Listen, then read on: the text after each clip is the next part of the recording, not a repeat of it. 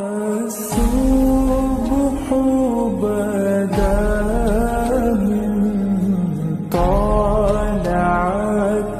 عقیدہ تقدیر ہے کہ سب کچھ پہلے سے طے شدہ ہے. اللہ کے علم میں سب کچھ ہے, اسی کے حساب سے جنت بھی لکھی جا چکی ہے اور جہنم بھی. یہ اسلام نے بیان کیا. ہم اچھی بری تقدیر پر ایمان رکھتے ہیں, ہمارے ایمان کا حصہ ہے, ہمارے ایمان کا جزو ہے. اس پر غیر مسلم کہتے تھے کہ جب سب کچھ پہلے سے ہے تو قرآن کہتا ہے, یہ ابھی بھی کہتے ہیں اور موت کے بعد جب ان کو اللہ عذاب دے گا تو اس وقت بھی کہیں گے کہ اگر اے اللہ تو چاہتا تو ہمیں زبردستی سیدھے راستے پہ بولو لے آ سکتا, اور ہمیں جنت میں جانا ہی نہیں تھا, تو جب جانا ہی جہنم میں تو جا رہے ہیں, تو ہمیں سزا کیوں دے رہا ہے؟ اس میں ہمارا قصور کیا ہے؟ قرآن نے کیا کہا, قل هل عندکم من علم فتخرجوه لنا. تمہیں پہلے سے یہ علم تھا کہ تم نے جہنم میں جانا ہے؟ اگر تھا تو لے آؤ. جواب سمجھ میں آیا؟ یہ جواب نہیں, یہ قرآن سوال کر رہا ہے جس کا اب تک جواب, یہ میں اس کو ذرا آسان انداز میں سمجھاتا ہوں. قرآن نے تو آسان میں, لیکن عربی میں ہے نا, تو میں اس کو اردو میں آسان انداز میں سمجھاتا ہوں.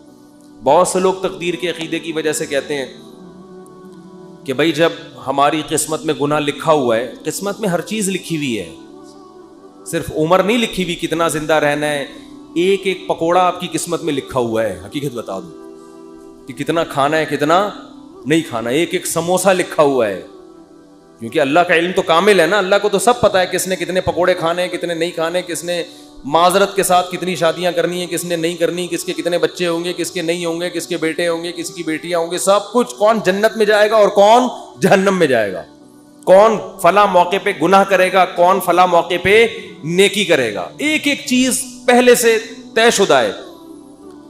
یہاں لوگ سوال پوچھتے ہیں کہ جب پہلے سے طے شدہ ہے تو ہم تو اسی کے حساب سے گناہ کر رہے ہیں نا, تو ہمیں اس پہ سزا کیوں ملتی ہے؟ سمجھ میں آ رہی ہے بات کہ نہیں آ رہی ہے؟ تو اس کا قرآن کیا کہتا ہے کہ طے شدہ ہے مگر تمہیں پتا نہیں ہے. تم تو یہ سوچ کے کر رہی ہوتی ہے نا اپنے پورے اختیار سے, اپنے مکمل اختیار سے ایک جرم تم کر رہے ہوتے ہو. دیکھو کسی کو پہلے سے پتا ہو کہ میں نے فلاں موقع پہ فلاں بج کے اتنے منٹ پر چوری کرنی ہے, پہلے سے پتا ہے کہ اللہ نے میری تقدیر میں یہ بولو نا لکھا ہوا ہے. اب آپ کو پتا ہے یار تقدیر کبھی ٹلتی نہیں ہے, ہفتے کے دن دوپہر 2:03 پر میری تقدیر میں لکھا ہے کہ میں مسجد سے چپل چوری کروں گا. آپ جاؤ 2:03 پہ مسجد سے چپل چوری کرو. اللہ جب آپ کو قیامت کے دن پکڑے سزا دے چوری پہ, تو آپ کہنا اللہ مجھے پہلے سے پتا تھا, میری تقدیر میں لکھا ہوا تھا, میں نے لوح محفوظ دیکھ لی تھی. تو اللہ آپ کو سزا نہیں دے گا, کیونکہ اللہ نے خود کہا ہے کہ لوح محفوظ میں جو چیز لکھی ہوئی ہے وہ چینج نہیں ہو سکتا. اللہ میں تو مجبور تھا, مجھے پتا تھا, میں نہیں بھی کرتا تو مجھے تقدیر کھینچ کے لاتی اور میں چپل چوری کرتا. لیکن آپ کو پہلے سے پتا نہیں ہوتا. جب پتا نہیں ہوتا تو آپ اپنے اختیار سے کر رہے ہوتے ہیں. سمجھ میں آ رہی ہے بات؟ اپنے اختیار سے جا رہے ہوتے ہیں, اپنے اختیار سے چپل چوری کر رہے ہوتے ہیں, اپنے اختیار سے پکڑے جاتے ہیں. اس کی مثال اور آسان کر کے, ایک دن کیا ہوا, زید نے بکر کا قتل کر دیا. زید نے کیا کیا؟ بکر کو قتل کر دیا. ہفتے کے دن 2:03 پہ آپ نے زید کو پکڑ لیا, بیٹا تو نے بکر کو قتل کیا ہے, ہم تجھے کیا کریں گے؟ قتل کریں گے سزا کے طور پر. زید کہتا ہے دیکھو بکر کی تو عمر اتنی تھی, بکر نے اس سے زیادہ زندہ نہیں رہنا. ہمیں پتا ہے ہر آدمی کی عمر پہلے سے طے شدہ ہے. تو زید نے تو اتنے ہی سال زندہ رہنا تھا. حدیث میں آتا ہے ماں کے پیٹ میں جب بچہ ہوتا ہے تو پہلے سے فرشتہ لکھ کے چلا جاتا ہے کتنے عرصے کے لیے زندہ رہے گا یہ. تو اس نے تو ہفتے کے دن 2:03 پہ مرنا تھا, اس سے زیادہ اس نے زندہ نہیں رہنا تھا. بتاؤ سچ کہہ رہا ہوں؟ آپ کہیں گے بھائی بالکل سچ کہہ رہا ہے. لیکن آپ اس بیس پہ زید کو چھوڑ دو گے؟ آپ بولو گے کہ یہ بات اللہ کو پتا تھی, کسی اللہ کے علاوہ کسی کو پتا نہیں تھی. تیری نظر میں تو وہ ابھی زندہ رہنے والا تھا, تو نے تو اپنے اختیار سے جا کے اس کو 2:03 پہ قتل. یہ تو قتل کے بعد پتا چلا ہے کہ اس نے زندہ رہنا تھا, تجھے تھوڑی پتا تھا. اگر زید کی سمجھ میں یہ دلیل نہ آئے نا اور کہے نہیں نہیں نہیں میں نے تو مارنا ہی تھا, تو آپ زید کو بولے ٹھیک ہے پھر ہم تجھے قتل کرتے ہیں. اور جب تیرے وارثین آ کے پوچھیں کہ کیوں مارا, تو ہم کہیں گے اس لیے کہ اس کی عمر اتنی ہی تھی, اس نے اس دن اتنے بج کے اتنے منٹ پہ مرنا ہی تھا. یہ دلیل زید اپنے خلاف کبھی بھی نہیں مانے گا, دوسرے کے خلاف مانے گا. تو اللہ فرماتے ہیں کہ تم جو دلیل اپنے خلاف نہیں مان رہے, دوسرے کے خلاف کیسے مان رہے ہو, میرے خلاف کیسے مان رہے ہو؟ کیونکہ جب انسان گناہ کرتا ہے تقدیر میں تو لکھا ہوا ہوتا ہے, مگر لکھنے سے پہلے اس کو نہیں پتا ہوتا کہ یہ لکھا ہوا ہے. کرنے سے پہلے وہ اپنے اختیار سے کر رہا ہوتا ہے, اسی پہ اس کو قیامت کے دن سزا ملے گی. اور جب سزا ملے گی تو وہ کہے گا اللہ تو لکھا ہوا تھا. اللہ کہے گا ہل عندکم من علم, پہلے سے پتا تھا کہ لکھا ہوا ہے. اور اگر اب بھی کسی کے سمجھ میں نہ آئے تو پھر ہر چیز لکھی ہوئی ہے نا, صرف گناہ تھوڑی, کھانا پینا بھی لکھا ہوا ہے. صبح ناشتہ چھوڑ دو, آپ صبح کا ناشتہ چھوڑ دو. بیگم پراٹھا بنا کے لائی, چائے بنا کے لائی, نہیں کھاؤ. بیگم لکھا ہوا ہوگا تو حلق میں اترے گا. بیگم کہے گی کم بخت, یہ کھانے کے بعد پتا چلے گا کہ لکھا ہوا تھا یا نہیں لکھا ہوا تھا, کھانے سے پہلے نہیں پتا چلے گا. لیکن آپ نے کہا نہیں لکھا ہوا ہوگا تو اڑ کے میرے پیٹ میں جائے گا, اور آپ چلے گئے آفس, دوپہر لنچ کا ٹائم ہو گیا تو پتا چلے گا کہ آپ کی تقدیر میں پراٹھے لکھے ہوئے نہیں تھے. تو اس بیس پہ تو پھر ہر چیز اسی اصول پہ گزارے نا. دنیا میں پیسے بھی نہیں کمائے کہ لکھے ہوئے ہوں گے تو مل جائیں گے, نہیں لکھے ہوئے ہوں گے تو نہیں ملیں گے. ٹرک آ رہا ہے اس کے سامنے آ کے کھڑا ہو جائے, بھائی تقدیر میں لکھا ہوا ہے کہ اس نے مجھے اسٹیکر بنانا ہے. کراچی میں جو ٹرک ہے نا وہ کچلتے نہیں ہیں, اسٹیکر بناتے ہیں. اتنے بھاری بھاری ٹرک ہوتے ہیں, ان کے ٹائر کے نیچے اللہ نہ کرے کوئی بندہ آ جائے, لاش بھی نہیں ملتی اس کی. تو اب ٹرک کے سامنے آ جاؤ ہے بھائی, اور بولو بھائی لکھا ہوا ہوگا تو مروں گا. اور واقعی جس کی تقدیر میں نہیں لکھا ہوا ہوتا ٹرک کے سامنے آگے بھی مرتا نہیں ہے, کچھ ہو جاتا ہے کچھ نہ کچھ, لیکن آپ کبھی ٹرک کے سامنے نہیں آتے. تو جو آدمی زنا کر رہا ہے, یار تقدیر میں لکھا ہوا ہوگا تو بچ جاؤں گا, نہیں لکھا ہوا ہوگا تو اس کو بولو تو ٹرک کے سامنے بھی آ جا, تقدیر میں لکھا ہوا ہوگا تو مرے گا, نہیں لکھا ہوا ہوگا تو نہیں مرے گا. ہمیں پہلے کچھ نہیں پتا, اسی پر امتحان ہے, آزمائش اسی پر ہے. اللہ کو تو پتا ہے سب کچھ, ہمیں نہیں پتا. اگر ہمیں بتا دیتا پھر آزمائش ختم, پھر ہم نہ زندگی کی فکر کرتے نہ کھانے کی فکر کرتے. میں بیٹھا رہتا بھائی بیگم مجھے آج پتا, میں نے لوح محفوظ میں جھانک کے دیکھا ہے کہ میری تقدیر میں 4 شادیاں. پراٹھوں سے زیادہ مزے کی مثال کون سی ہے؟ میری تقدیر میں یہ 4 لکھی ہوئی ہیں, مجھے رشتہ تلاش کرنے کی ضرورت نہیں ہے. اور واقعی کچھ لوگوں کی تقدیر میں لکھی ہوئی ہوتی ہے, وہ نہیں بھی کر رہے ہوتے پھر بھی ہو جاتی. پنجاب میں ایک بہت بڑے بزرگ ہیں, نام نہیں بتاؤں گا, تو وہ 4 ہیں ان کی ماشاءاللہ. میں نے کہا بھائی یہ کیسے؟ انہوں نے کہا جو بیوہ ہوتی ہے نا محلے میں, لوگ زبردستی ان کے کھاتے میں لا کے ڈال دیتے ہیں, زبردستی ان کے کھاتے میں لا کے ڈال دیتے ہیں. حضرت آپ حضرت پاؤں پکڑتے ہیں, حضرت وہ بیچارے کر لیتے ہیں, نہیں چاہتے ہوئے بھی کر لیتے ہیں. تو دیکھو یہاں لوگوں کو مل نہیں رہی, اور جن کی تقدیر میں لکھی ہوئی ہے زبردستی ان کے کھاتے میں لا لا کے ڈالی جا رہی. تو شکر ہے 4 سے زیادہ کی اجازت نہیں ہے, ورنہ پنجاب کی ساری بیوائیں اور مطلقہ ان کے کھاتے میں. بڑے نیک ہیں وہ بزرگ, بہت نیک ہیں. تو اس لیے قرآن یہاں بھی بجائے آپ کا سوال کا جواب دینے کے نا کہ تقدیر میں لکھا ہوا ہے, قرآن آپ سے سوال کر لیتا ہے الٹا. تو یہ بھی ایک دلیل سے بات کرنے کا طریقہ ہوتا ہے کہ آپ اگلے کا سوال دینے کے بجائے آپ کہیں چل مان لیا تیری بات ٹھیک ہے, لیکن پھر ہمارا اس پہ یہ سوال ہوتا ہے, اس کا تو جواب دے. وہ قیامت تک بوکھلاتا رہتا ہے, اس کے پاس اس کا جواب نہیں ہوتا. تو ہمارا ایمان ہے, ہمارے ایمان کا حصہ ہے یہ چیز کہ ہر چیز پہلے سے طے شدہ ہے, جنتی بھی جہنمی بھی سب کچھ. کل میسر لما خلق لا, حدیث میں آتا ہے کہ جس کو اللہ نے جو جہاں کے لیے بنا ہے نا اس کو ویسے اعمال کی توفیق ملتی ہے. اب ہمیں نہیں پتا ہمیں اچھے اعمال کی توفیق ملے گی یا برے اعمال کی, کر کے دیکھ لو. اگر اچھے اعمال کرنا شروع کر دو گے اس کا مطلب جنت لکھی ہوئی ہے, برے کرنا شروع کر دو اس کا مطلب جہنم لکھی ہوئی ہے. تو یہ آپ اس لحاظ سے تقدیر آپ کے ہاتھ میں ہے, کیونکہ ہمیں علم نہیں ہے. اور اللہ نے یہ قرآن میں جگہ جگہ کہہ دیا لا یظلم ربک احدا, تیرا رب کسی پہ ظلم نہیں کرے گا. ایک آدمی جنت میں جانا چاہتا ہے, میں زبردستی اٹھا کے تقدیر کی وجہ سے جہنم میں پھینک دوں, ایسا نہیں ہوگا. اور ایک آدمی جہنم میں چھلانگ مارنے کی کوشش کر رہا ہے اور میں اس کی تقدیر میں لکھ دوں کہ یہ جنتی ہے, نہ نہ نہ, ایسا نہیں ہوگا. تیرا رب کسی پہ ظلم نہیں کرے گا. سمجھ میں آ رہی ہے بات کہ نہیں آ رہی؟ تو میں قرآن کا انداز بتا رہا ہوں کہ قرآن بسا اوقات سوال کا جواب دینے کے بجائے کیا کر لیتا ہے, سوال اٹھا لیتا ہے. تو یہ ہمیں اس سے سبق ملتا ہے کہ اہل باطل کے ہر اعتراض کا جواب مت دیں, بلکہ الٹا ان سے سوال پوچھنا شروع کر دیں. سمجھتے ہو؟ یہ بھی ایک جان چھڑانے کا, یعنی صحیح طرح سے جان چھڑانے کا طریقہ ہے کہ تم بھی تو ان باتوں کا جواب دو نا. جیسے موسیٰ علیہ السلام سے فرعون نے یہ کہا کہ الم نربی کا فینا ولیدن ولبثت فینا من عمرک سنین, اے موسیٰ آج تو میرے سامنے مجھے نصیحت کر رہا ہے, مجھے غلط کہہ رہا ہے, تو میں نے تجھ پر احسان کیے کہ بچپن سے تجھے اپنے محل میں پالا, تو میرے ان احسانات کا جواب چاہیے.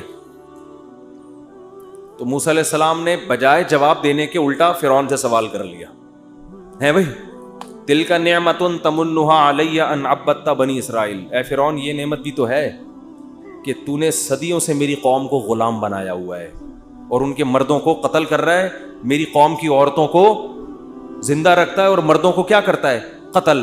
تو ذرا بیلنس کر کے دیکھ لے, ٹھیک ہے, بہت مشکل ہے بات سمجھانا. تو کیا کر لے, پلس مائنس کر لے. یہ ایک احسان اگر مان لیں اس کو احسان ہے کہ میں تیرے محل میں پلا بڑا ہوں, تو یہ جو میرے ساتھ میری قوم کے ساتھ ظلم ہو رہا ہے یہ بھی تو میری ذمہ داری ہے کہ میں اس کے خلاف آواز اٹھاؤں. تو فرعون یہ جواب, اس جواب کے بعد فرعون کیا ہو گیا, مزید کوئی احسان نہیں گنایا کہ تو نے اس دن میرے ہاں کھانا بھی کھایا تھا, اس دن ٹھنڈا پانی بھی پیا تھا, اس دن یہ بھی ہوا تھا, اس دن تو بیمار تھا تو میں نے تیرا علاج بھی کرا. فرعون نے کہا یہ ایسی دلیل پیش کر دی ہے کہ بھائی سینکڑوں انسانوں کے قتل کے مقابلے میں یہ کیا اس کی حیثیت ہے, اتنے لاکھوں لوگ میں نے مار دیے جان سے.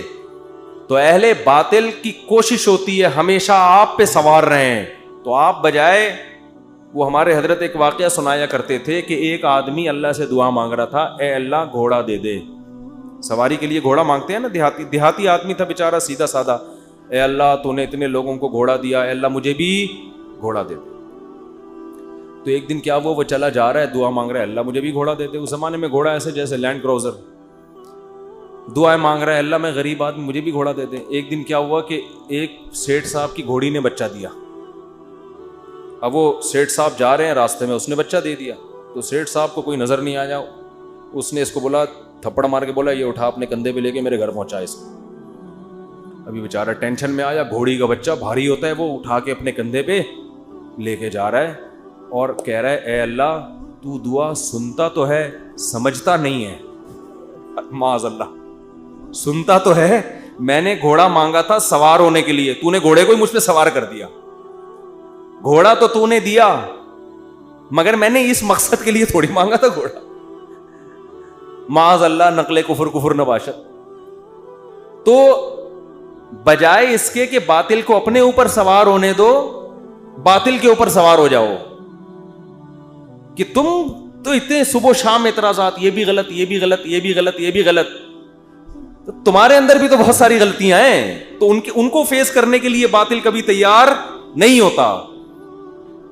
اور ہم اس غلطیوں کا جواب دیں گے جن کو تم غلط کہہ رہے ہو, حقیقت میں وہ غلط نہیں ہے, اس کے تو ہم جواب دینے کے لیے تیار ہیں. لیکن ہم بتا رہے ہیں کہ تمہارے اندر تم نے جو کچھ کیا ہے ہم اس کا جواب اس کے لیے تیار نہیں ہوتے. تو یہ سیاستیں ہوتی ہیں, چالاکیاں ہوتی ہیں. سمجھتے ہو بات کو؟ تو خیر جلدی سے بیان کو سمیٹ کے ختم کرتا ہوں. تو سورہ قلم میں اللہ نے اہل مشرک کے سوال کا جواب تو دیے دوسری جگہوں پر, لیکن یہاں اللہ نے الٹا ان سے سوالات. تو یہ مضمون ہمارا کئی ہفتوں سے چل رہا تھا. پھر قرآن نے کہا ام تسألہم اجرا فہم من مغرم مثقلون. ایک اور سوال کر لیا کہ اے نبی آپ نے اتنے سالوں سے ان پہ محنت کر رہے ہیں, معاشرے سے کٹ گئے ہیں, آپ نے ان سے اس پر کوئی اجر یا کمیشن کا مطالبہ نہیں کیا. یہ خود آپ کے برحق ہونے کی دلیل ہے. ان سے مطالبہ نہیں کیا آپ نے, بلکہ آپ کا اس میں الٹا نقصان ہو رہا ہے. ام عندہم الغیب فہم یکتبون, یہ آیت ہے جس پر آج میں نے درس دینا تھا, وقت تھوڑا رہ گیا تو مختصر دیتا ہوں. قرآن کہہ رہے ام عندہم الغیب فہم یکتبون, کیا ان کے پاس غیب کا علم ہے جس کو یہ لکھ رہے ہیں؟ کیا علم؟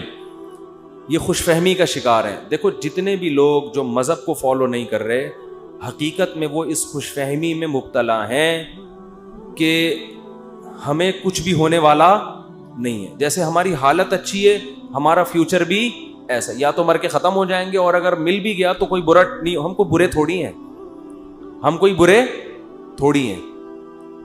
تو اللہ نے اس کا جواب دیا کہ کیا ان کے پاس فیوچر کا علم ہے پہلے سے؟ مستقبل کے بارے میں کبھی بھی بات کی جائے گی تو علم کے بغیر نہیں کی جا سکتی. کوئی آدمی کہہ رہا نا فیوچر میں ایسا ہونے والا ہے, تو آپ اس سے دلیل پوچھیں گے آپ کو کس نے بتایا؟ وہ تانے بانے ملائے گا, صغرے کبرے ملائے گا, تو پھر اس کے بعد اگر وہ ایسا ہی کہہ رہا ہے کل یہ ہو جائے گا, پرسوں یہ ہو جائے گا, دیکھو مستقبل کے بارے میں میں یہ کہوں کہ کل پیر ہے تو یہ بھی فیوچر کی خبر ہے. آپ اس میں مجھ سے یہ پوچھ سکتے ہو کہ کیا دلیل ہے؟ میں کہوں گا دلیل یہ کہ آج کیا ہے, اتوار ہے. یہاں دلیل ہے, یہاں میرے لیے یہ دعویٰ کرنا درست ہے کہ کل کیا ہے, پیر ہے. لیکن اگر میرے پاس دلیل نہیں ہے اور میں کہوں کہ کل جو ہے وہ کل دنیا میں 3000 آدمی مر جائیں گے ایک ہی کسی حادثے میں, تو لوگ پوچھیں گے بھائی کیا دلیل ہے کسی حادثے میں 3000 آدمی مر جائیں گے؟ اب میرے ذمے کیا ہے؟ میں کہوں وہ ویسے ہی میرا ذوق کہہ رہا ہے, تو یار کوئی مانے گا کوئی؟ اچھا عجیب بات یہ ہے کہ روحانی عاملوں کی یہ باتیں مان لیتے ہیں لوگ. میں یہ کہوں نا کل 3000 آدمی ایک حادثے میں, اللہ نہ کرے مرے ہیں, میں ایک مثال دے رہا ہوں, تو لوگ کہیں گے کہاں سے پتا چلا؟ لوگ کہیں گے بھائی جھوٹ بول رہے, اس کو کس نے بتایا؟ یا تو قاتلوں سے تعلقات ہیں جس نے مارنے کا ارادہ کیا ہے, ایسا بھی نہیں ہے تو یہ ہوائی بات ہوگی. لیکن یہی بات روحانی عامل کرے گا تو لوگ کیا کریں گے؟ حضرت کا علم ہے بھائی, حضرت کے پاس بولو علم ہے. ابھی روحانی عاملوں پہ نہیں جاؤں گا, پھر میں معین اختر کی طرح نا بلب کے رشتہ داروں کو بھی, تو اب تو میں روحانی عاملوں کے رشتہ داروں کو بھی اچھے الفاظ سے یاد نہیں کرتا. رشتہ داروں سے مراد وہی جو بلب کے رشتہ دار تھے. اب آپ کہیں گے بلب کے کون سے رشتہ دار ہوتے ہیں؟ ہمارے ہاں کبھی بھی جس بندے کو برا کہا جاتا ہے گالی اس کو نہیں دی جاتی, ہمیشہ اس کے رشتہ داروں کو ہمیشہ گالی دی جاتی ہے. یہ ہمارے ایک ٹرینڈ چل نکلا ہے. تو قرآن کہتا ہے کہ ام عندہم الغیب فہم یکتبون. کیسے دیکھو ہمیں جھنجھوڑ رہا ہے قرآن کہ تم اپنے بارے میں کیوں فرض کر کے بیٹھے ہوئے ہو کہ تمہیں کچھ بھی ہونے والا نہیں ہے, تمہیں سزا نہیں ملے گی. یہ تمہیں کس نے بتایا ہے؟ فاصبر لحکم ربک ولا تکن کصاحب الحوت. جب نبی یہ مطالبے کرتے تھے تو پھر بھی آگے سے کوئی رسپانس نہیں ملتا تو انسان کو بے انتہا تکلیف ہوتی ہے کہ کن پتھر دل لوگوں سے واسطہ پڑا ہے. تو قرآن کہتا ہے فاصبر, اے نبی آپ کیا کرو؟ صبر کرو. ولا تکن کصاحب الحوت, مچھلی والے یونس کی طرح جل باز مت بنو. حضرت یونس علیہ السلام کی قوم نے بھی یہی سلوک کیا, لیکن یونس علیہ السلام چاہتے تھے جلدی سے فیصلہ ہو اور اپنی قوم کو چھوڑ کے نکل گئے. تو اللہ نے اس پہ آپ کی تنبیہ کی, تو آپ بھی اے نبی جلد بازی مت کریں. تو یہ نبی کے ذریعے سے ہمیں بھی بتایا جا رہا ہے کہ آپ حق کی دعوت دیتے رہیں, اور یہ نہ دیکھیں کہ یہ جو اللہ کے نافرمان لوگ ہیں, جو حق کو نہیں ماننے والے لوگ, وہ پھر بھی پھل پھول رہے ہیں.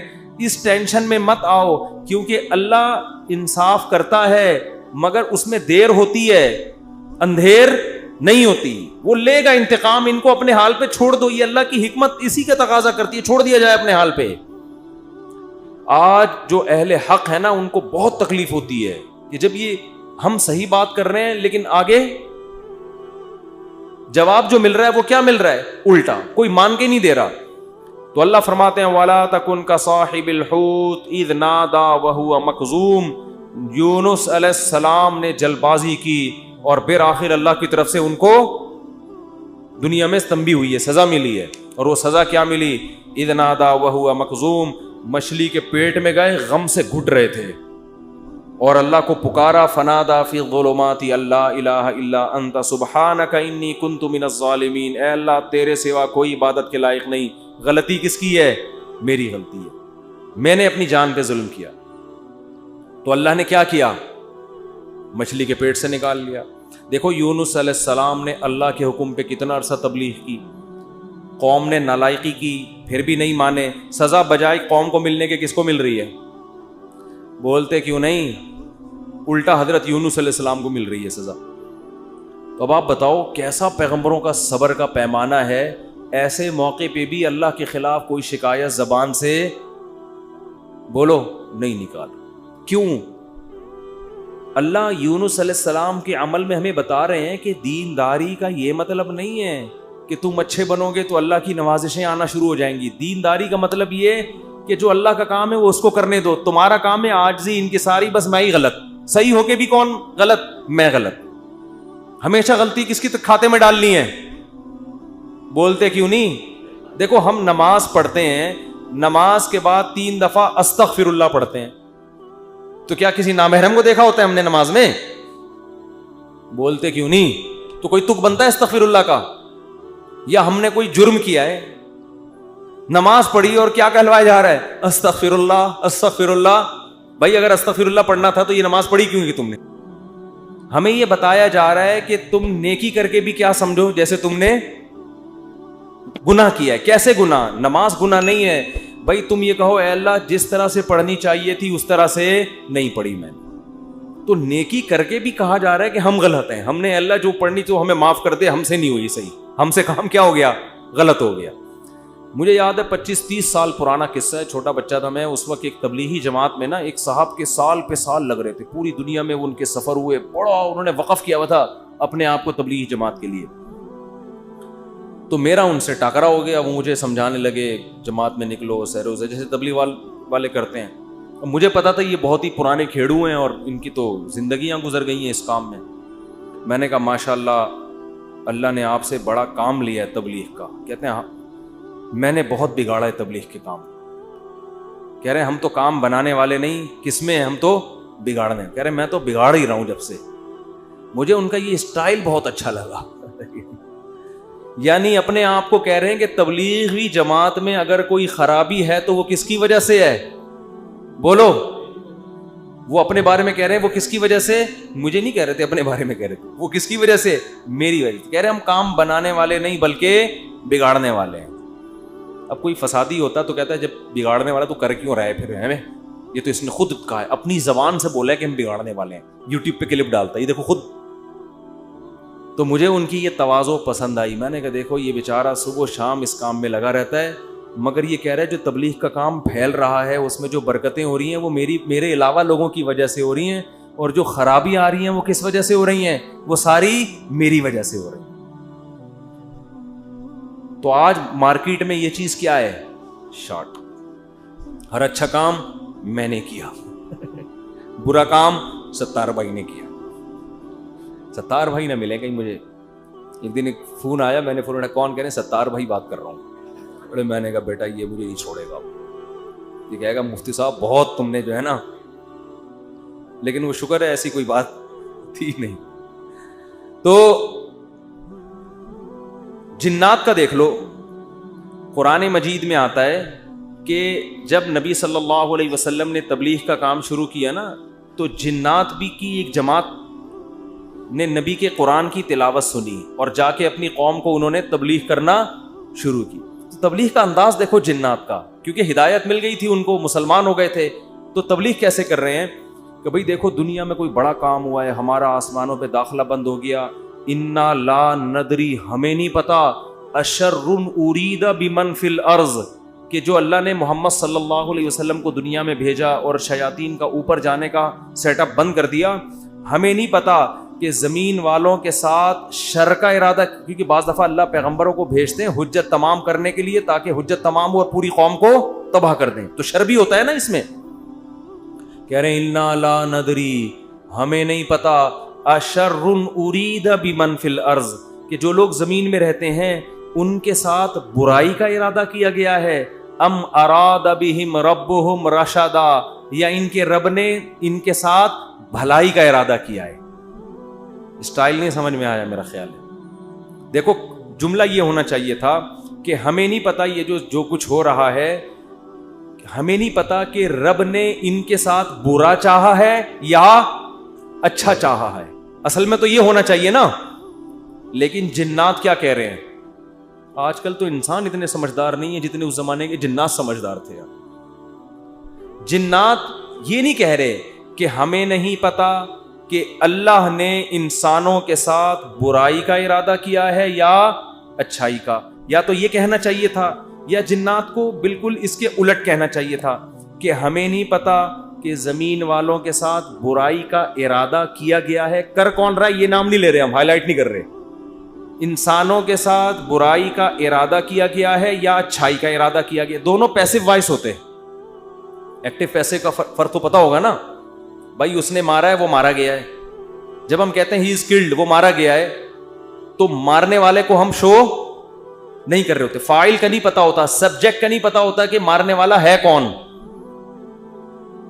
سمجھ میں نہیں آ رہی. تو قرآن کہہ رہا ہے ہونا یہ چاہیے تھا کہ جنات یا تو شر اور خیر کا ارادہ کرنے والے کا نام نہ بتاتے کہ کون ارادہ کر رہا ہے, بلکہ دونوں کو پیسو وائس میں لاتے کہ ہمیں نہیں پتا کہ زمین والوں کے ساتھ برائی کا ارادہ کیا گیا یا اچھائی کا ارادہ کیا گیا. یا تو یوں کہتے, اور اگر سبجیکٹ کا ذکر کرتے تو یوں کہتے ہمیں نہیں پتا کہ رب نے زمین والوں کے ساتھ برائی کا ارادہ کیا ہے یا اچھائی کا ارادہ کیا ہے. لیکن جنات اتنے ہوشیار, جب اچھائی کا تذکرہ آیا تو رب کا تذکرہ کیا, برائی کا آیا تو سبجیکٹ کو کیا کر دیا, حذف. تو کیا کہہ رہے ہیں, انا لا ندری, ساڈی عقل چ بات نہیں آندی, سانو نہیں پتا کہ اشر ارید بمن فی الارض, پیسو وائس, کہ زمین والوں کے ساتھ برائی کا ارادہ کیا گیا ہے. کون کر رہا ہے یہ نہیں بتائیں گے, یہ میں نہیں بتاؤں گا, یہ نہیں بتاؤں گا میں. حالانکہ وہ بھی کون کر رہا ہے, اللہ ہی کر رہا ہے نا, لیکن اللہ کا نام نہیں لے رہے. ہمیں نہیں پتا کہ زمین والوں کے ساتھ برائی کا ارادہ کیا گیا ہے یا اللہ نے اچھائی کا ارادہ کیا ہے. اچھائی کی جب بات آئی تو اللہ کی طرف نسبت, برائی کی بات آئی تو وہ بھی تو اللہ ہی ارادہ کر رہا ہے, لیکن اللہ کا نام ذکر نہیں کر رہے. ادب کی وجہ سے کہ بھائی برائی اگر ہو رہی ہے تو اللہ تو کر تو رہا ہے, لیکن انسانوں کی حرکتوں کی وجہ سے ہو رہا ہے, تو گویا انسان خود ہی کر رہے ہیں اپنے ساتھ. یہ اللہ تو محض ایک خالق ہے, کر کون رہے ہیں, یہ خود ہی کم وقت کر رہے ہیں. اچھائی ہو رہی ہے تو پھر اللہ کر رہا ہے. یہ تمیز ہمیں کس سے سیکھنی چاہیے, جنات سے. کوشش نہ کریں کسی جن بن کو بھلا کے تمیز کے چکر میں, ایسا نہ ہو کہ مارکیٹ سے بالکل شارٹ ہو جائیں. تو اس سے ہمیں یہ پتا چلا کہ اسلام میں بڑے کا احترام ہے. بعض چیزیں حقیقت پر مبنی ہوتی ہیں مگر اس کو زبان سے ادا نہیں کیا جاتا. جیسے اللہ کی تعظیم ہے ایسے ہی بڑوں کی بھی تعظیم ہے. حدیث میں آتا ہے, آپ صلی اللہ علیہ وسلم نے فرمایا, جو ہمارے بڑوں کی تعظیم نہیں کرتا وہ ہم میں سے نہیں ہے. تو جب کوئی برائی کی نسبت کسی بڑے کی طرف کی جائے تو ابا کا نام لے کے نہ بتایا کرو یہ سب کچھ ابا نے کیا ہے. بولو بھائی یہ ہمارے گھر میں ہوا ہے, ٹھیک ہے نا, یہ ہمارے گھر میں. بولتے کیوں نہیں؟ مثال کے طور پر اس دن ابا ایسے پھل لے کر آئے جس کی وجہ سے بچوں کو ڈائریا ہو گیا. اتفاق سے اس دن ابا سڑے ہوئے پھل لے آئے سستے کے چکر میں. ابا ایسے کام کرتے رہتے ہیں مارکیٹ میں. اب بچے لیٹے ہوئے ہیں تو اب بیگم کو چاہیے یہ نہ کہے کہ انہوں نے ڈائریا پھیلایا ہے, بلکہ کہے ہمارے گھر میں ڈائریا پھیل گیا ہے. ٹھیک ہے نا, وہ ابا خود ہی سمجھ جائے گا کس نے کیا یہ کام. پھل کی طرف نسبت کرتے ہیں, ان پھلوں نے بیمار کیا ہے. نسبت بولو, بچے بھی یہ نہ کہیں ہمارے ابا نے ہمیں بیمار کیا ہے, بلکہ بچے یہ کہیں ان پھلوں نے ہمیں, بلکہ پھل سے ابا سمجھ جائیں گے اصل میں مجھے چھیڑ رہے ہیں, بس ابا ہو گئے بیمار. آج کل ادب تمیز مارکیٹ سے بالکل شارٹ.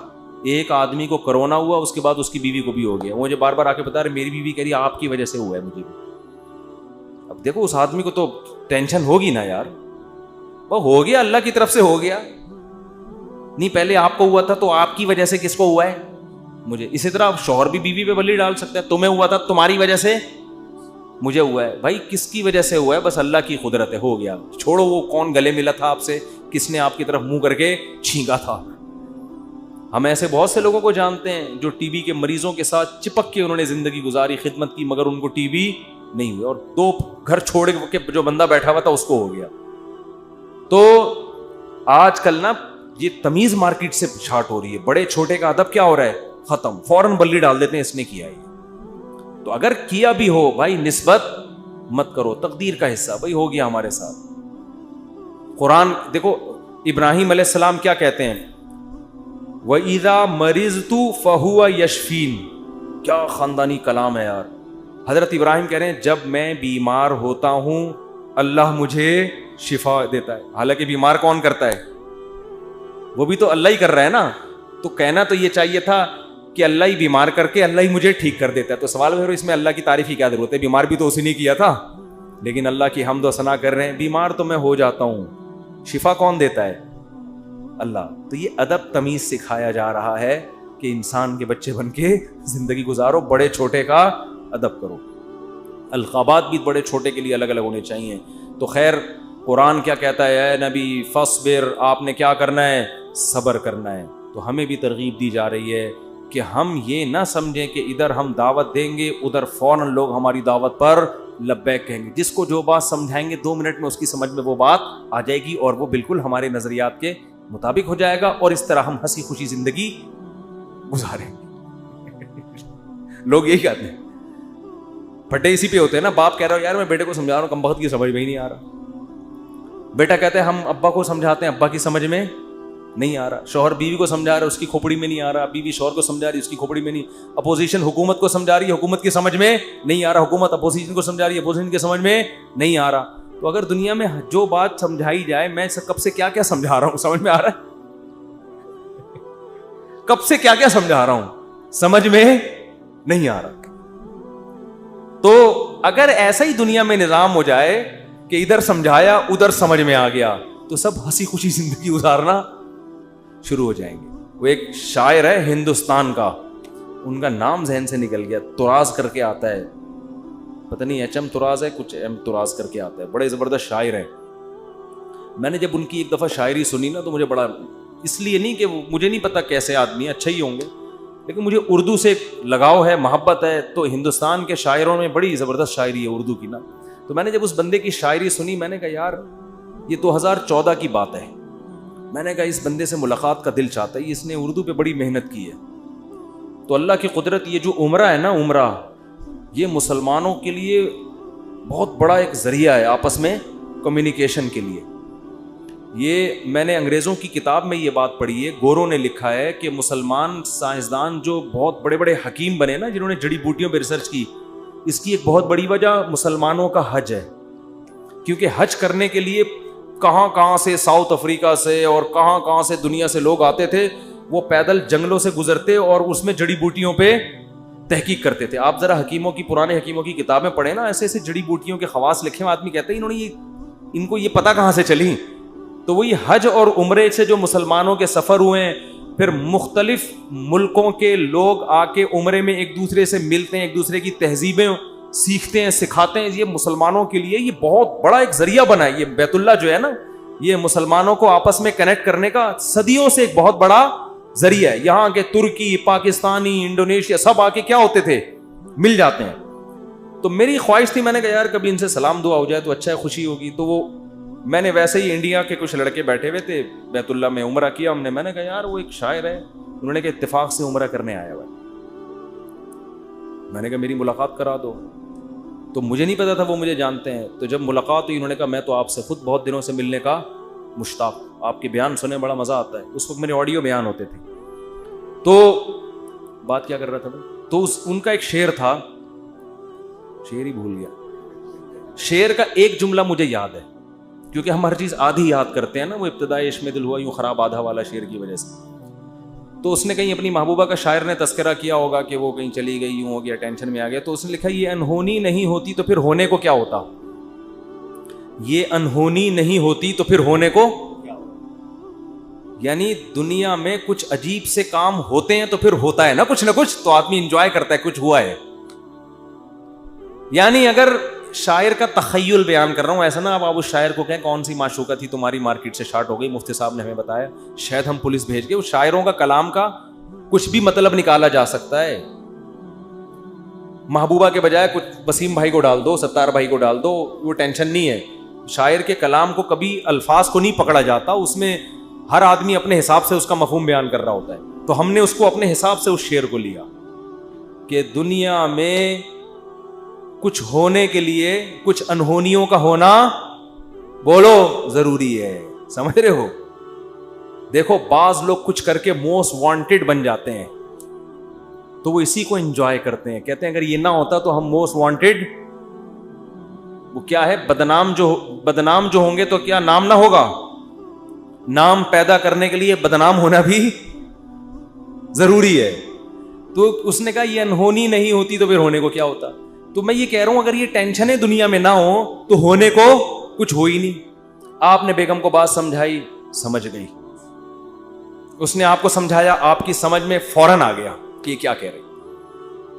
آپ نے اپنے بچے کو ایک دن کچھ سمجھایا, اس کی سمجھ میں فوراً آ گیا. تو گالیاں ہوتی ہیں دنیا میں پھر کوئی بلب کے رشتہ داروں کو گالیاں دیتا, بولو نا.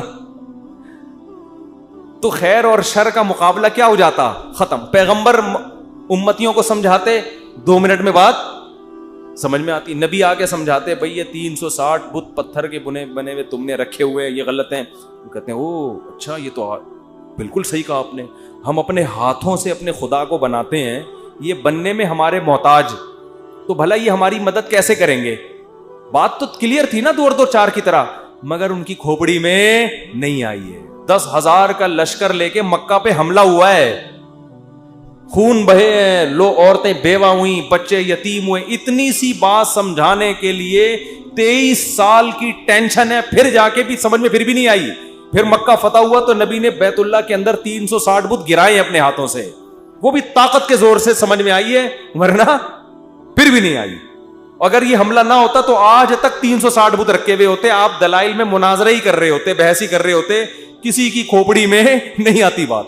تو بھائی اتنی بڑی حقیقت جب بحث سے کسی کی کھوپڑی میں نہیں آئی تو آپ کی بیگم آپ کی فرما بردار کہاں سے بن جائے گی, کیونکہ آگے اس کے پاس بھی دلائل ہوتے ہیں سمجھانے کے لیے. آپ اس کو جب سمجھاؤ گے شوہر کے یہ حقوق ہیں تو کہے گی کہ صرف شوہر ہی کے ہیں, بیوی کے نہیں ہوتے. اب کیا جواب دو گے آپ؟ اب یا تو 10,000 کا لشکر لے کے سسرال پہ حملہ کرو, یہی ہوگا. 10,000 کا لشکر لے کے کیا کرو, سسرال پہ حملہ کرو, اپنے حقوق پاس کرواؤ. ایسا نہیں ہوگا. تو بس یہی ہے کہ آپ نے سمجھایا, نہیں سمجھ میں آیا اس نے سمجھایا, آپ کی سمجھ میں نہیں آیا. ہنسی خوشی زندگی گزارو. بولو یہ انہونی نہیں ہوتی تو پھر ہونے کو کیا ہوتا. تو اس لیے دنیا میں جو بھی ہو رہا ہے نا, اپنی ذمہ داری پوری کرو, اپنا الو سیدھا رکھو. جو اپنی ذمہ داریاں پوری کرو, باقی جو ہو رہا ہے ہونے دو, ٹھیک ہے نا. حکیم الامہ حضرت مولانا اشرف علی تھانوی رحمۃ اللہ علیہ ایک بات بہت زیادہ فرمایا کرتے تھے کہ جو چیز اختیار میں ہے اس میں سستی نہ کرو, جو اختیار میں نہیں ہے اس کی ٹینشن مت لو. اولاد بگڑ گئی, بھائی آپ نے کوشش کی سمجھانے کے, کنٹرول میں نہیں ہے, چھوڑ دو یار. ساری زندگی یہی ٹینشن نہیں, بولو پالتے ہیں ٹینشن, میرا بچہ کیوں نہیں صحیح ہو رہا, میرا بچہ کیوں نہیں صحیح ہو رہا, میرا بچہ کیوں نہیں صحیح ہو رہا. چھوڑ دے یار اس کو اپنے حال پہ, چھوڑ دو اس کو اپنے حال. یہ کیوں نہیں ٹھیک ہو رہا, وہ کیوں نہیں ٹھیک ہو رہا, یہ کیوں نہیں صحیح ہو رہا, عمران خان نے جو وعدے کیے تھے پورے کیوں نہیں ہو رہے. تمہارے اور کم ٹینشن ہے یار. تو اللہ پوچھ لے گا بھائی جو آپ نے وعدے کیے تھے پورے کیے کہ نہیں کیے. تو جو کام اپنی ذمہ داری میں, حتیٰ کہ کسی نے ان سے پوچھا کہ حضرت میرا نماز میں دل نہیں لگتا, خیالات منتشر رہتے ہیں. انہوں نے فرمایا نماز میں دل لگانے کی کوشش کرنا فرض ہے, دل لگنا فرض نہیں ہے. کوشش کرو, لگے ٹھیک ہے, نہیں لگے تو بھی ٹھیک, ہمارے اختیار میں نہیں ہے بھائی. جب نماز میں دل نہ لگنے کی بھی ٹینشن, کیونکہ اللہ نے کبھی ایسی بات پہ اللہ آپ کو نہیں پکڑے گا جو آپ کے اختیار میں نہیں. ہمارے جامعہ دارالفتہ میں حضرت مفتی رشید احمد صاحب کے ایک مرید تھے کیا ہیں ابھی بھی, تو وہ نماز میں ان کو نیند بہت آتی تھی, ویسے جاگتے رہتے تھے, ادھر نیت باندھی سو گئے, ادھر نیت باندھی کھڑے کھڑے سو رہے ہوتے تھے, سجدے میں گئے اٹھ ہی نہیں رہے, کونی مار کے اٹھاتے تھے ان کو, اٹھو بھائی. اور ویسے ٹھیک ٹھاک پھر رہے ہیں. وہ تھے بڑے نیک, ان کو فکر تھی یار نماز میں دل لگانا چاہتا ہوں, اور نمازیں بھی ماشاءاللہ بہت پڑھتے تھے, تہجد کے پابند, لیکن جب کھڑے ہوئے سو جاتے. تو ایک دن انہوں نے لکھا کہ حضرت میں ٹینشن میں آ گیا ہوں, میں نماز میں ادھر نیت باندھی اور ادھر آنکھ لگ گئی. تو فرمایا کوئی ٹینشن لینے کی بات نہیں ہے, نماز کا بھی پورا ثواب مل رہا ہے بھائی, نماز کا بھی پورا ثواب اور نیند کے بھی مزے, کیونکہ یہ آپ اپنے اختیار سے یہ نہیں کر رہے, یہ غیر اختیاری ہے. جان کر کوئی خراٹے لے رہا ہے نا کم وقت نماز میں, کھڑا ہوا ہے اور آنکھیں بند کر کے کوشش کر رہا ہے کہ میں سو جاؤں, یہ غلط ہے. بھئی آپ جاگنے کی کوشش کر رہے ہو پھر بھی نہیں جاگتے, کوئی ٹینشن کی بات نہیں ہے, اس سے نہ کوئی درجات میں کمی آئے گی. آج بہت سے لوگ کہتے ہیں نماز میں مزہ نہیں آ رہا, ہم کو نماز میں مزہ نہیں آ رہا. بھئی مزہ تو بریانی کھانے میں آئے گا مسالے والی, اس میں اگر نہیں آ رہا مزہ تو ڈاکٹر کو بتائیں پیٹ میں کوئی. پشاور میں گئے اور چپلی کباب کھانے کا مزہ نہیں آیا تو یہ پشاور کا فالٹ نہیں ہے, یہ آپ کے پیٹ کا فالٹ ہے. آپ چائے کے عادی ہو, آپ کوئٹہ اور چمن میں بھی آپ کو چائے پینے میں مزہ نہیں آیا تو چائے کا فالٹ نہیں ہے, آپ کو غلط چائے پینے کی عادت پڑ گئی. سٹوں کی بھی بات بتاؤں چھوڑو رہنے. تو اسی طرح یہ تو بریانی ہے مسالے والی, نماز مزے کے لیے تھوڑی ہے, بریانی ہے مزے کے لیے. نماز تو عبادت ہے, آپ نے پراپر طریقے سے اپنی ذمہ داری پوری کرنی ہے. کبھی انسان کی طبیعت میں نشاط ہوتا ہے, بڑا مزہ آ رہا ہوتا ہے نماز میں, آنسو نکل رہے ہوتے ہیں, کبھی طبیعت میں ٹینشن ہوتی ہے, تو آپ اپنی ذمہ داری پوری کرو, ان چکروں میں مت پڑو کہ مزہ آ رہا ہے یا نہیں آ رہا. سمجھتے ہو کہ نہیں سمجھتے؟ اللہ تعالیٰ عمل کی توفیق